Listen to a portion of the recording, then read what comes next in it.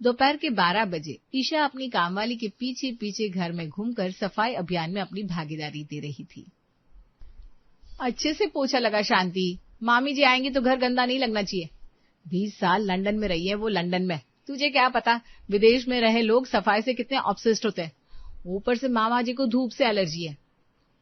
फिर तो लगता है विदेश में लोग हवा खाकर ही जिंदा रहते होंगे, सिर्फ सफाई को देख कर नहीं, क्योंकि 1:45 तो बज गए, 2 बजे तक मामा जी मामी जी आ जाएंगे। सफाई को लेकर खुश होंगे कि नहीं होंगे, पर खाना नहीं मिलेगी तो नाराज जरूर होंगे। अरे शिट शिट शिट, घर की सफाई के पीछे मैंने तो गोभी को साफ करने के बाद छौंका भी नहीं है, भगवान। ईशा भागते हुए जाती है और अपनी आंखों के सामने अपनी ननद को मंचूरियन बनाते हुए देखती है। अरे वाह दीदी, आज कोफ्ते बन रहे हैं, चलो सही है, मैं ग्रेवी तैयार कर देती हूँ। कोफ्ते भी मामी बड़े चाव से खाती है। वैसे ये किस चीज के कोफ्ते हैं? अरे भाभी ये कोफ्ते नहीं है, आप भी ना, मंचूरियन बनाया मैंने, गोभी मंचूरियन। यहाँ स्लैब पर गोभी रखी थी ना आपने साफ करके, बड़े दिनों से गोभी मंचूरियन खाने का मन था मेरा। गोभी में कीड़े निकल जाते हैं, पहले उनको सफा करो, उसके बाद मंचूरियन बनाओ, इतना कौन करेगा, इसीलिए बना नहीं पा रही थी। आज जब किचन में आई, देखा आपने पहले से गोभी साफ करके रखी है, तो मैंने बना लिया मेरे लिए। जोर जोर से पैर पटकती हुई ईशा फ्रिज का दरवाजा खोलती है और भिगोए हुए चने बाहर निकालती है। ये चने भिगोए थे मैंने आपके लिए। कल तक तो आप कह रही थी आपको डाइटिंग करनी है, पतला होना है, सुबह सिर्फ मसाला सलाद खाने वाली हैं आप। आपके लिए चने भिगो कर रखे थे मैंने, आपने मेरी गोभी का मंचूरियन बना लिया। उस गोभी को मैंने मामी जी के लिए रखा था, उन्हें बड़ी पसंद है आलू गोभी की सब्जी। अब मैं क्या करूं? मैं भी गोभी ऑर्डर कर देती हूँ, 5 मिनट में आ जाएगी भाभी। कोई फायदा नहीं, गोभी मंगवा भी ली ऑनलाइन तो उसे साफ करने में बहुत वक्त लग जाता है। ऑनलाइन तो सब्जियों में और भी कीड़े आते हैं, अब क्या करूं मैं? मामा जी मामी जी को अगर यहाँ उनकी पसंद का खाना नहीं मिला तो मम्मी बड़ी नाराज हो जाएंगी। शिट, मुझे पता नहीं था, मैं क्या करूं? इस गोभी के मंचूरियन की सब्जी तो बना नहीं सकते। मेरा और दिमाग खराब मत कीजिए दीदी, जो करना था आपने कर दिया, अब जाइए यहाँ से। वहां अपने भाई के आने की खुशी में बीना तैयार हो रही थी और हॉल में बैठा शंभू अपना माथा खुजा रहा था। इस बार मेरा साला न जाने क्या लेकर जाएगा, जब भी आता है जीजा की जेब आधी करके जाता है। पापा जी मैं लुट गई, बर्बाद हो गई। क्या कहा विवेक ने तुझे? आज ये लड़का मेरे हाथ से जिंदा नहीं बचेगा। उनको तो मैं खुद ही ठीक करके रखती हूँ पापा जी, विवेक ने कुछ नहीं किया। मामा जी आने वाले थे ना, आपको पता है उन्हें आलू गोभी की सब्जी कितनी पसंद है, और मामी को पराठे, तो मैंने सोचा था आलू गोभी की सब्जी और पराठे बना लूंगी और साथ में दे दूंगी लहसुन का अचार। मीठे में परोसने के लिए सफेद रसगुल्ले भी खुद मैंने घर पर बनाए। बताओ, अभी आया भी नहीं और मेरी बहू को इतनी मेहनत करवा रहा है, जब आएगा तो पता नहीं क्या करेगा। मामा जी को उनकी पसंद का खाना नहीं मिलेगा तो मामा जी कुछ नहीं करेंगे, करेंगी तो मम्मी जी।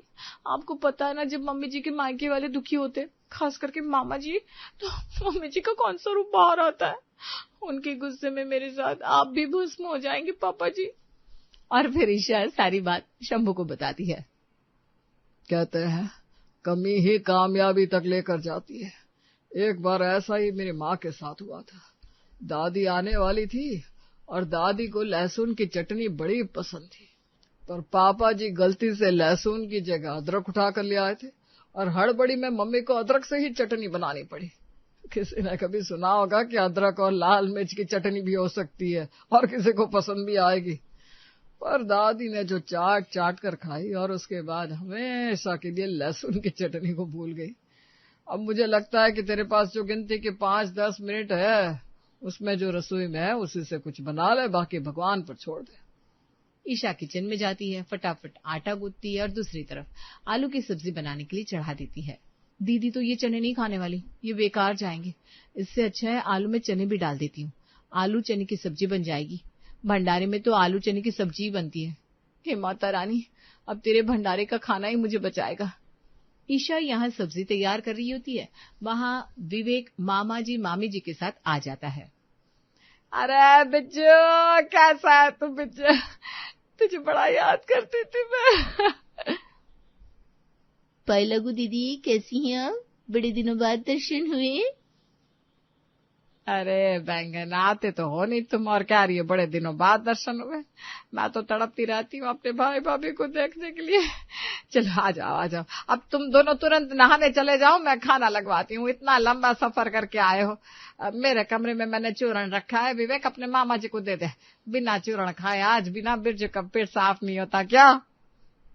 देखा, मैं कहता था ना, चूरन ले जाने की कोई जरूरत नहीं है, दीदी के पास सारा प्रबंध मिलेगा। नहा धोकर तैयार होने के बाद बिज्जू और रेखा कमरे से बाहर आते हैं। अरे बहू, यहाँ कहाँ डाइनिंग टेबल की तरफ चली जा रही है तू? हम भाई बहन ऐसे ऊपर बैठ कर नहीं खाते, सब आज खाना नीचे ही खाएंगे। अंदर कमरे से चटाई लिया, खाना वैसे भी नीचे बैठ कर खाना चाहिए। मानना पड़ेगा दीदी, तुम बदली नहीं। वैसे दीदी बिल्कुल ठीक कह रही है ईशा, खाना हमेशा नीचे बैठकर खाना चाहिए। इंसान को अपनी औकात भी याद रहती है और धरती माँ से हम करीब भी रहते हैं, और कहते हैं ऐसा खाना अच्छे से पचता भी है। हाथों से ही खाएंगे हम, ये चम्मच हटा ले बेटा। ईशा की नजर शंभू पर थी और शंभू उसे इशारों इशारों में हिम्मत दे रहा था। उसने खाना परोसना शुरू किया। खाकर बताओ तुम दोनों, खाना कैसा है? बड़े प्यार से बनाई है बहू ने आलू चने की सब्जी। बिज्जू जैसे ही उस सब्जी को अपने मुंह में रखता है, उसकी आंखें बड़ी बड़ी हो जाती है, मानो उसे कुछ याद आ गया हो। दीदी तो गई, वो तो उंगली करती थी मेरे को, ऐसे काम करो वैसे काम करो शांति। हाँ भाई, दीदी गई, अब आपकी शांति भंग होगी। दीदी, ये खाकर नवरात्र के दिन नहीं याद आ गए? यही आलू चने की सब्जी बनती थी ना घरों पर, कैसे नवरात्र में तुम्हारे पीछे पीछे जाता था। इस सब्जी ने तो भाई सारी यादें ताजा कर दी।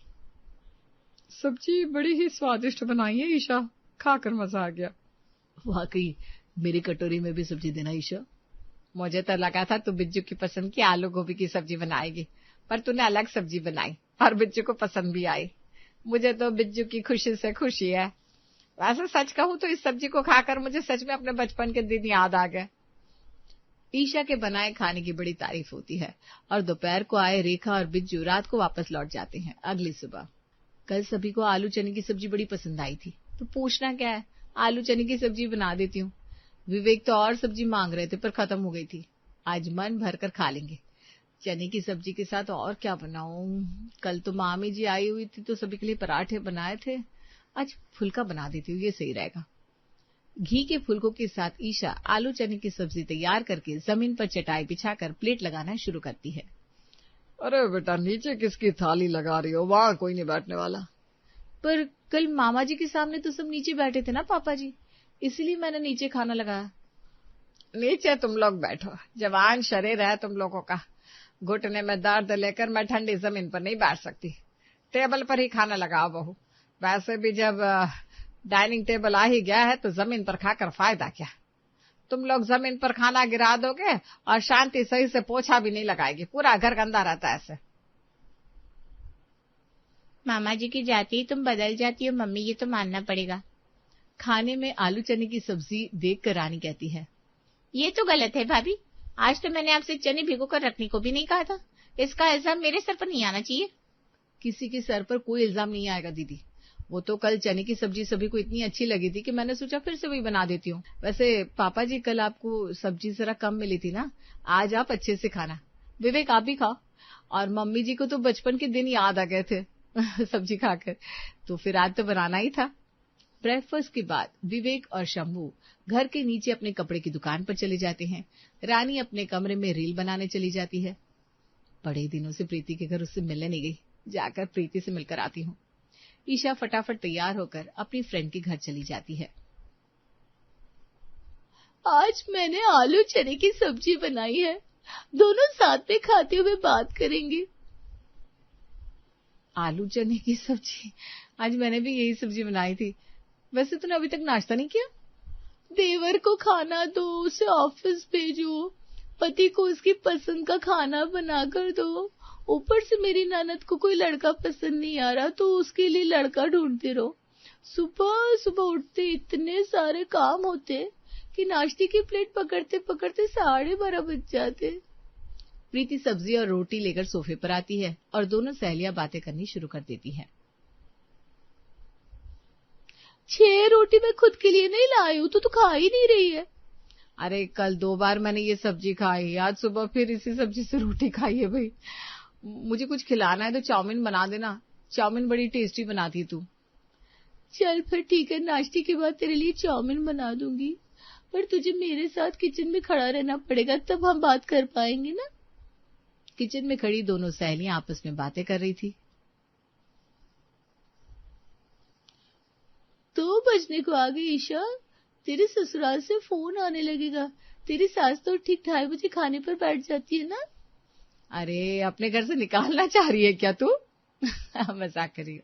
अभी भी आधा घंटा है हाथ में। मेरा घर यहाँ से दूरी कितना है? 4 कदम, बस जाकर चावल चढ़ा दूंगी। सुबह के आलू चने की सब्जी पड़ी है, आलू चने की सब्जी, चावल और साथ में सेक दूंगी पापड़, हो गया दोपहर का खाना तैयार। वो क्या है ना, मेरे ससुराल में सभी को आलू चने की सब्जी बड़ी पसंद है, तो वही बना दिया। चल अब चलती हूँ। हाँ, अगर चाउमीन ज्यादा बची हो तो मेरे लिए पैक कर दे। प्रीति के घर से चाउमीन खाने के बाद अपने लिए एक टिफिन में चाउमीन भरकर ईशा वापस अपने ससुराल आ जाती है। ये क्या है ईशा, फिर से वही सब्जी चावल के साथ आलू चने की सब्जी? एक बार पूछना तो चाहिए था। अब इसमें पूछने जैसा क्या है? कल आप सभी को आलू चने की सब्जी इतनी अच्छी लगी थी। मामा जी मामी जी के लिए रात को ट्रेन में ले जाने के लिए भी डब्बे भरकर सब्जी बनाई थी मैंने। रात को तो सब ऐसे मुंह से लार टपका रहे थे मानो किसी को इस घर में खाना ही ना मिलता, तो मैंने कढ़ाई भरकर यही सब्जी बना दी। अब जो बन चुका है वो तो खाना पड़ेगा ना। खाने पर बैठकर खाने की बुराई नहीं करते बेटा, जो सामने परोसा जाए भगवान का प्रसाद मानकर खा लेना चाहिए। ईशा ने तो अब हद कर दी थी। उसके लिए आलू चने की सब्जी ही सब कुछ हो चुकी थी, क्योंकि एक बार सभी ने आलू चने की सब्जी की तारीफ जो कर दी थी, और आज चौथा दिन होता है कि ईशा अपने घर में आलू चने की सब्जी बनाती है और साथ में बनती है गर्मा गर्म पूरियां। गर्मा गर्म पूरियों के साथ ये बासी आलू चने की सब्जी परोसने की क्या जरूरत थी बहू? आपकी कसम खाकर कहती हूँ मम्मी जी, सब्जी ताजा है, मैंने अभी अभी बनाई है। बिल्कुल भी अच्छा नहीं लगता मुझे जब कोई मेरे बनाए खाने को बासी कहता है। ये सब्जी गर्मा गर्म होकर भी बासी है भाभी, पता है क्यों? क्योंकि जिस तरह से इस सब्जी को आपने पिछले 4 दिन से हमें इतनी बार खिलाया, हमारे लिए अब इससे बासी कुछ नहीं है। ईशा की आंखें भर आती है। तब शंभू उसके पास जाकर उसके कंधे पर हाथ रखकर उसे समझाता है। याद है बहू, जब तू इस घर में ब्याह कराई थी, गुलाबी रंग कितना पसंद था तुझे। रसोई से लेकर अपने कमरे तक सब जगह सारी चीजें तूने गुलाबी कर दी थी, पर अब वो चीज गुलाबी नहीं है। क्यों? क्योंकि तेरी पसंद बदल गई है। कितने दिन तू गुलाबी दीवार को देख पाती? वो तो दीवार थी और ये तो खाना है। किसी एक चीज की तारीफ हो गई, इसका ये मतलब नहीं कि रोज लोग उसी चीज को खाते रहे। मुझे लगता है अब तो समझ गई होगी बेटा। तो पापा जी, आलू की सब्जी अलग और चने की अलग बना दूं क्या? I am joking. नहीं बेटा नहीं, बचपन से लेकर आज तक हमने तुम्हारी हर एक जिद पूरी की है। कपड़ों से लेकर खिलौने तक कभी हमने तुम्हें नाराज नहीं किया। हम एक पूरे परिवार में रहते हैं, जहाँ दादा दादी, बड़े चाचा चाची, छोटे चाचा चाची और उनके कई सारे बच्चे हैं। तुम सभी बच्चों से हमेशा अलग थे। तुम्हें अलग रहना पसंद था, तुम्हें अलग पढ़ना पसंद था। हमने सबके खिलाफ जाकर हमेशा तुम्हारा साथ दिया, लेकिन इस बार तुम्हारी जिद गलत है। माँ देखिए ना, पापा कैसी बातें कर रहे हैं और आप हैं कि चुपचाप खड़ी हैं। आपने हमेशा मेरे लिए पापा को समझाया है ना, तो आज क्यों नहीं? देख बहन, तेरा कहना और तेरी बातें हम सब कुछ समझते हैं, लेकिन तुम जो कह रही हो ये सच होना मुझे नहीं लगता कि मुमकिन है।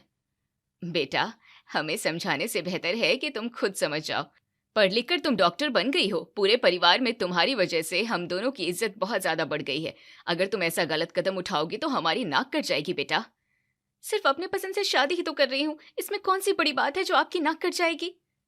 बात ये नहीं है कि तुम अपने पसंद से शादी कर रही हो, असली मसला तो ये है कि तुमने जो लड़का चुना है वो अपने बिरादरी का नहीं है। हम इतने बड़े परिवार में रहते हैं, सब बुजुर्ग हैं। मैं तुम्हारे लिए किस किस को समझाऊंगा और किस किस से लड़ूंगा। बात सिर्फ पसंद से शादी करने की होती तो मैं उनके हाथ पैर जोड़कर उन्हें मना भी लेता, लेकिन यहाँ बात बिरादरी की है। और सच कहूँ तो मन ही मन उन्हें समझाना मुझे भी गलत लग रहा है, क्योंकि जमाना कितना भी बदल क्यों न गया, आज भी हमारी उम्र के लोग यही मानते हैं कि बच्चों के जीवन का ये सबसे बड़ा फैसला हमेशा उनके बड़े लेते हैं।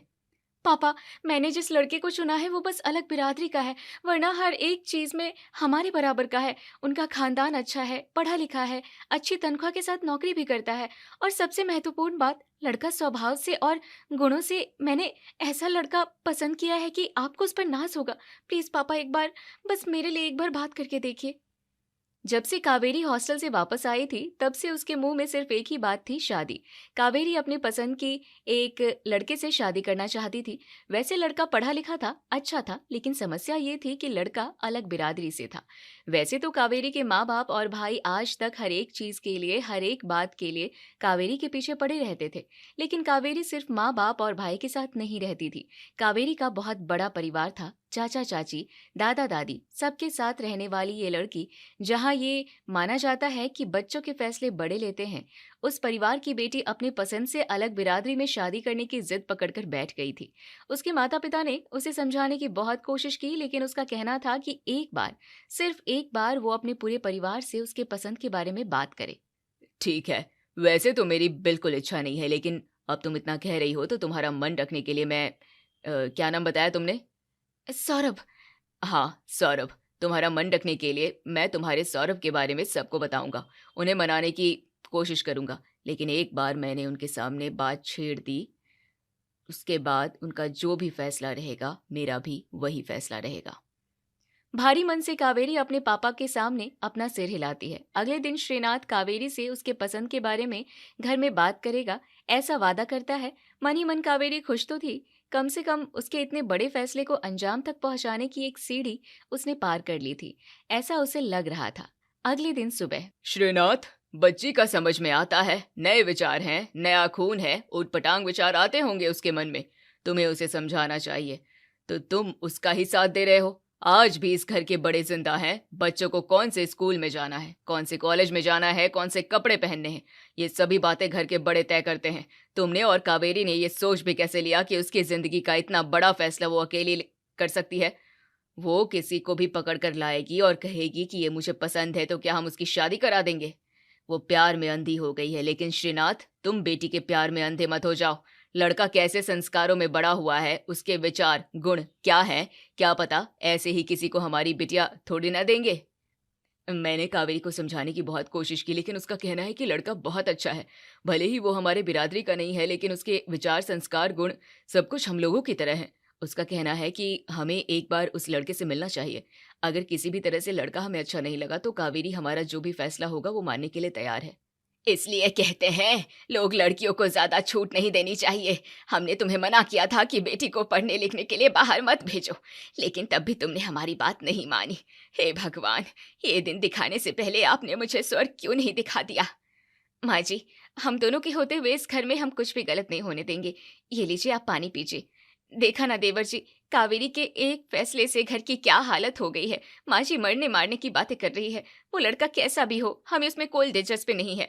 वो हमारे घर के चौखट तक नहीं आएगा, हम आने ही नहीं देंगे। लेकिन दीदी, तुम बिल्कुल चुप रहो।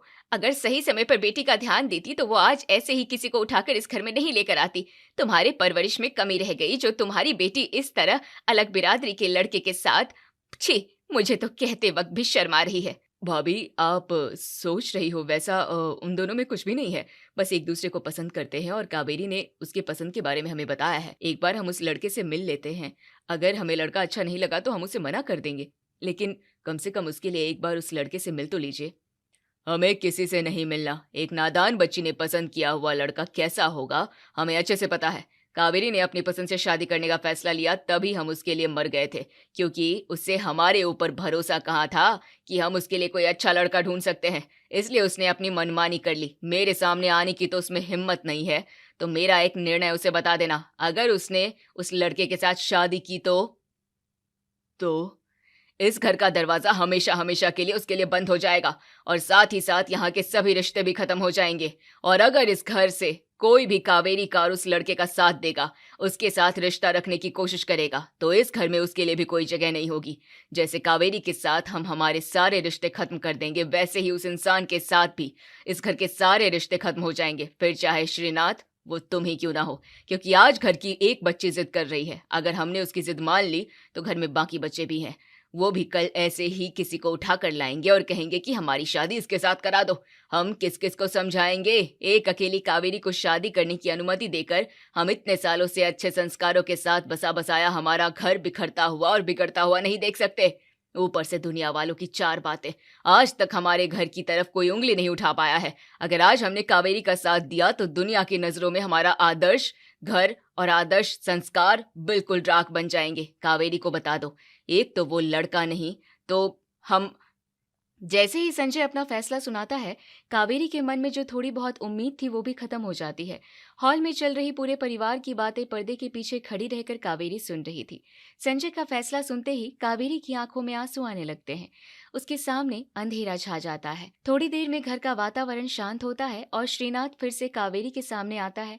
भारी मन से और भरी हुई आंखों से कावेरी की तरफ देखता है। अपने दोनों हाथ कावेरी के सामने जोड़ लेता है। नहीं पापा, क्या कर रहे हो आप? आपको मेरे सामने हाथ जोड़ने की कोई जरूरत नहीं है। आज मुझे तुम्हें बचपन में किया हुआ एक वादा याद आ रहा है बेटा।